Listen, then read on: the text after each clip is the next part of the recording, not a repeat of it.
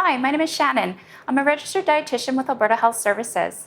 Today I'm in the South Health Campus Wellness Kitchen and I'm going to be making a cream soup that is high in protein and calories. Soups are a popular comfort food, especially when we're tired or sick, and they can also be a good source of nutrition when you make them at home. Cream soups are generally higher in calories and protein than broth-based soups, so today we'll be making a cream-based butternut squash and red lentil soup. Making soups that are higher in protein and calories helps you get more nutrition without having to eat a bigger amount of food. I've got my ingredients ready. Olive oil, but canola oil will also work. A medium onion, ginger, garlic, cumin, red lentils, canned lentils will work too. Frozen butternut squash, coconut milk, vegetable broth or chicken broth if you prefer, cream, whole or skim milk powder, salt, pepper, cayenne, that's optional if you like a little kick, and a lime. Lots of these ingredients have fresh, frozen, dried, or even pre-cut options that you can use. I'll tell you more about those as we make our soup. I'll use a knife, cutting board, a large soup pot with a lid, a heat-proof spoon, a set of measuring cups, a set of measuring spoons, a liquid measuring cup, a sieve, a can opener, a zester, a juicer, a garlic press, although that's optional if you prefer to mince your garlic with a knife, and a rubber spatula. I like the texture of my soup to be smooth, so I also have an immersion blender to blend my soup. Blending the soup in batches in a regular blender works too, but blending is totally optional, so just skip this step if you prefer a hearty, chunkier soup. I also have my tasting spoon ready, and I can't wait to taste it, so let's get started. First, I'm going to put my large soup pot on the stove on medium-high heat. After the pot is warmed up, which will take about 2 to 3 minutes depending on your pot, I'm going to add about 3 tablespoons of olive oil. You can use any oil that you have on hand. I like olive, but I've also used canola oil. Next, add 1 medium onion, which is about 2 cups peeled and chopped. A little more or less, depending on the size of the onion, is okay.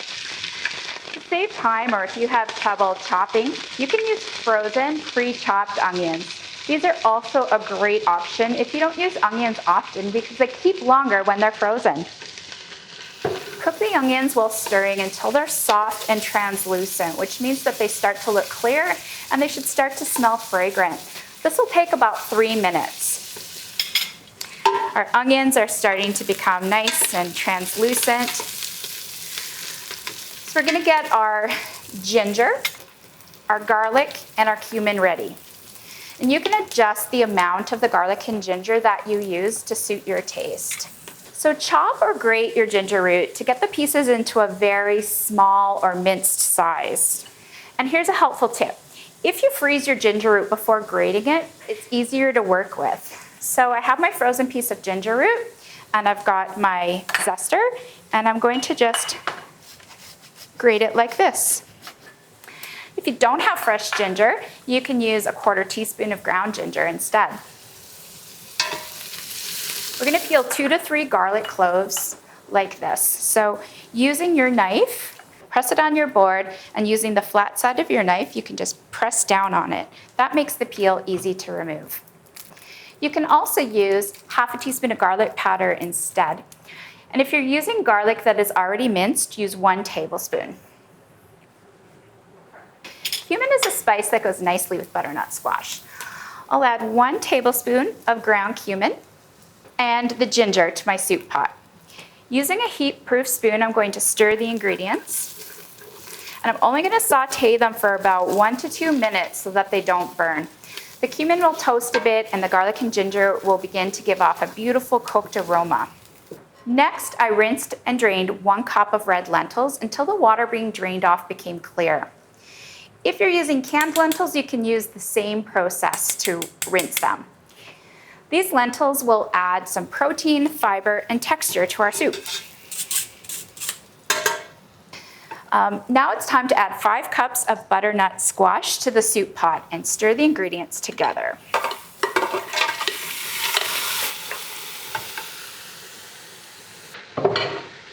Butternut squash will add fiber, vitamins, and some great color to the soup. I'm using a frozen pre-cut butternut squash, but you can use fresh if you like. If you use fresh butternut squash, seeding and chopping it before you start cooking your soup will help you to avoid burning the delicate ingredients like the garlic, the ginger, and the cumin. Chopping fresh butternut squash, especially the large ones, can take a lot of energy and hand strength. You can sometimes buy fresh peeled and pre-chopped butternut squash in the store. If you aren't going to blend your soup, you may need to cut your butternut squash into bite-sized chunks like these are. If you happen to have leftover pre-cooked butternut squash on hand, or you can use a different type of squash, pumpkin, or sweet potato. That's something that's great about soups. You can adjust the ingredients based on what you have in your kitchen and what you prefer your soup to look and taste like. Just remember to adjust the cooking time until the vegetables are cooked through and fork tender. So now it's time to add your liquids. Add 400 mils, 1 can, of coconut milk to the soup pot. Coconut milk adds delicious flavor and some fat and calories. When you're looking for coconut milk in the stores, you might see both full fat and light options. And because we want extra calories in this soup, I'm using the full fat. Now add 900 mils or 1 carton of vegetable broth. You can also use chicken broth if you prefer. But if you're looking for a store-bought broth, look for lower salt or low sodium options.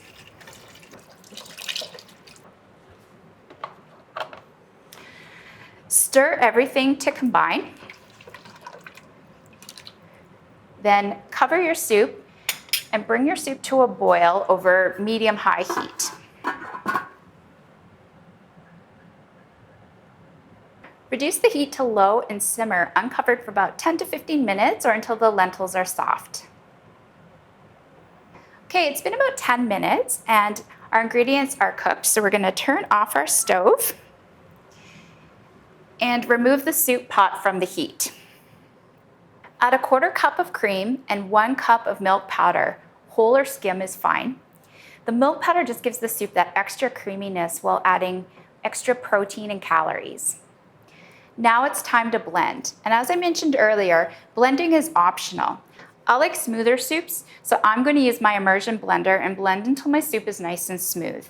But if you like chunky soups, then you can just get right to the tasting.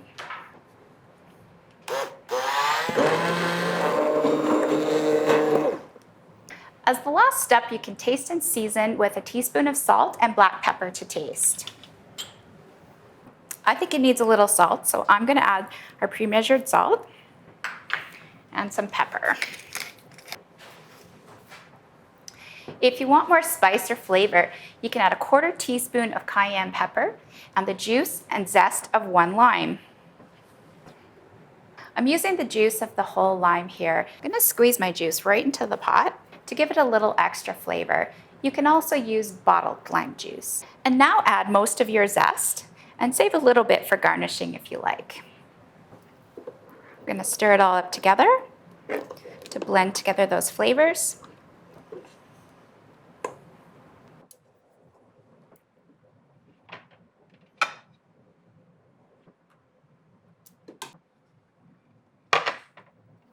And we're going to add a little more zest for garnish.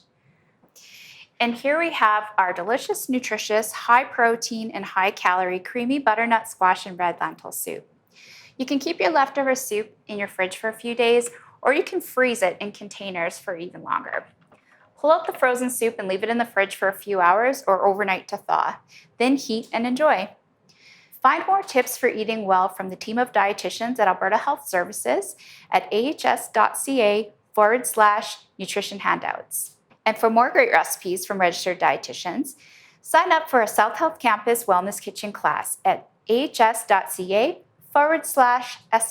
Wellness. Cheers to tasty food, healthy cooking, and good health.